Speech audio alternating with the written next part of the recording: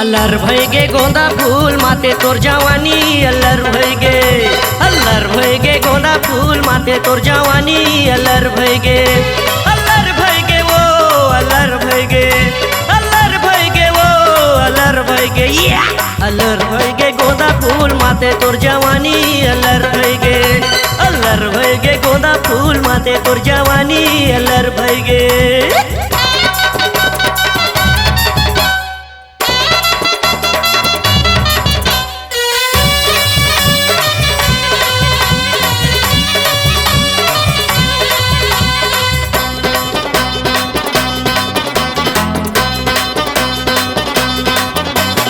उमर 16 साल हवय हो गे ह जवान, छोकरा मन ला कौन पूछे डोकरा है जवान।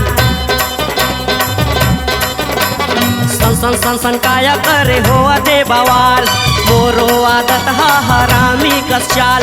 अल्लर भई गे वो अल्लर भई गे वो अल्लर भई गे गोंदा फूल माते तोर जवानी अल्लर भई गे गोंदा फूल माते तोर जवानी अल्लर भई गे।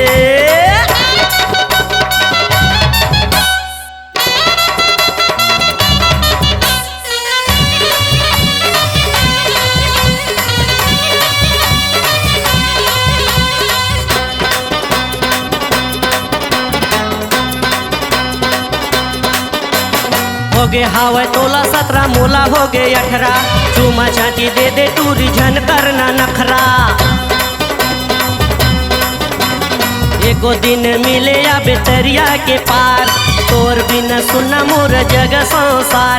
अल्लर भई गे वो अल्लर भई गे वो अल्लर भई गे अल्लर भई गे गोंदा फूल माते तोर जवानी अल्लर भई गे गोंदा फूल माते तोर जवानी अल्लर भई गे वो अल्लर भई गे वो